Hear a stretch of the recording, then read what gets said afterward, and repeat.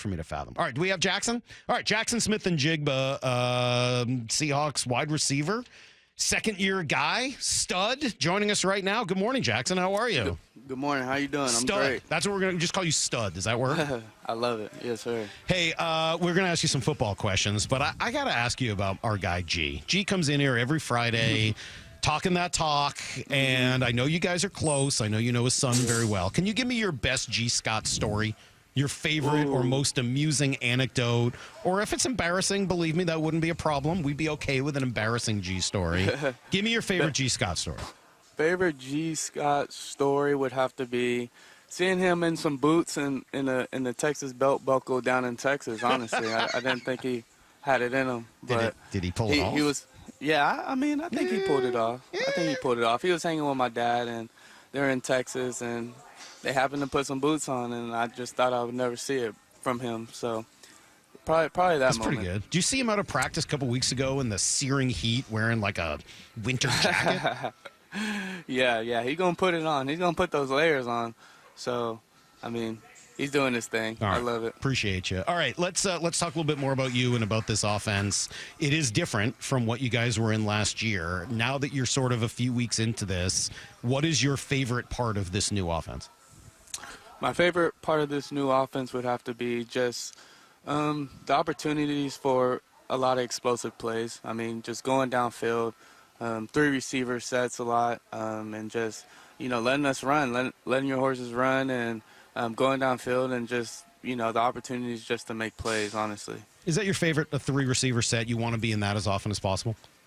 Yeah, I think, just the way, how football is going towards just, spreading the field out, putting your, fast guys, just letting them run and create and putting them in space to make plays. Do you have a favorite spot you like to be on the field to start in a formation, whether it's, alone as the single wideout on one side or inside with somebody else on the other? Like, where do you like to be? I love to be everywhere, to be honest. I love just mixing up looks, and of course having those one-on-ones on the outside is, something that, I look forward to, and that it's like really fun, but also being in the inside. But I think it's best, that I'm best when I'm mixing it up, going on the outside, going on the inside. It really doesn't matter to me. Does that put you against different corners over the course of a game? Yeah, for sure. Different corners, unless, they got a corner following DK, they probably have a corner following me. So, yeah, I mean, but most of the time it's different looks. Who does that benefit? If you are playing against the same guy all game, does that benefit the wide receiver or the corner more versus if they're switching up throughout the game? When does the wide receiver have more of a benefit there? That's a good question. I would say it depends, of course, on who the player is Sure. and who they're going up against. But, for me, I would like to say that it's an advantage for me, just, learning what works and, just using all the tools in my toolbox, to get open and to set the DB up. Yeah, I would think you would prefer to have the same player all game so that you could kind of get to know him. You set him up once early, so you're going to get him later, versus if you spend all that time setting up one guy and then the time you have the opportunity to go deep on them or whatever, it's a different player. You're like, I didn't bother setting this guy up. Now I got to go do the work on him too. Yeah, you're exactly right.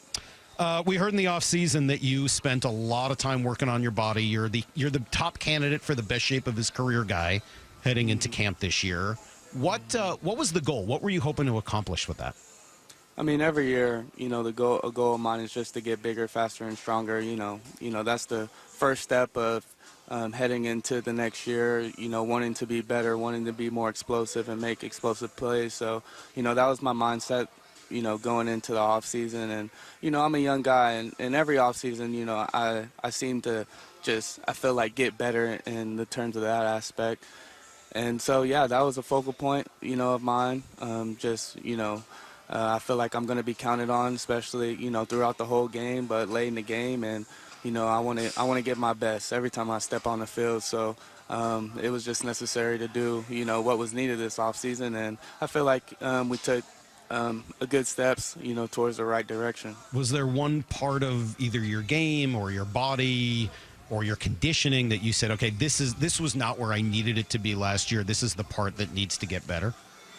Yeah, I mean, to me, all of it, all of it can be fixed and be better. But, of course, I can always be in better shape. And, I look to, reach for perfection, honestly, in all the things I do out here on the field.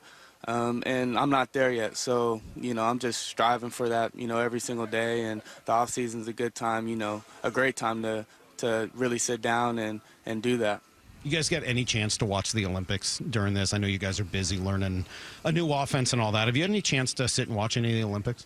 Yeah. I watched quite a bit of the Olympics every time.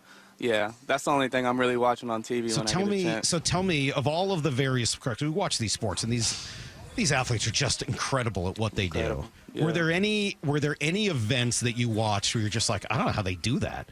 Just from a physical standpoint, how difficult it must be physically for them to do it? Yeah, physically, I mean, the gymnastics has been crazy. Like I never really done a flip on land ever, and it's just crazy to watch them on the beam and all that stuff. And the next one I would have to say is swimming.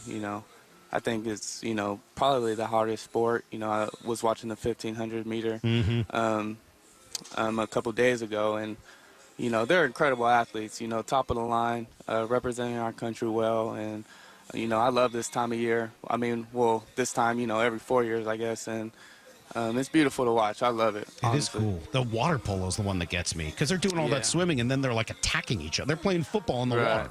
Yeah, crazy, Todd. Unbelievable. I'm sorry to ask you about it, but I kind of have to after we've been talking about this throughout the day, and that is some of the skirmishes that went down yesterday at practice. Mm-hmm. What happened, and do you think it was problematic? Was it okay? Kind of where is everything at today? Oh, no, I mean, it's just competition.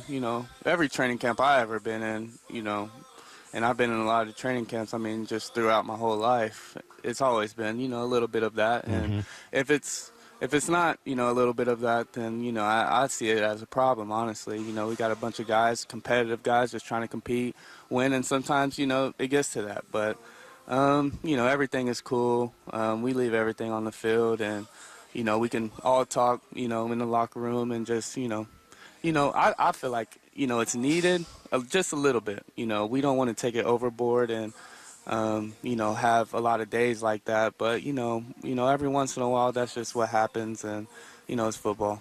Appreciate it. Jaxon, we appreciate you taking a few minutes with us this morning. Good luck this year. We'll be rooting for you. Yes, sir. Thank you. All right, there you go. There's Jaxon Smith-Njigba. And,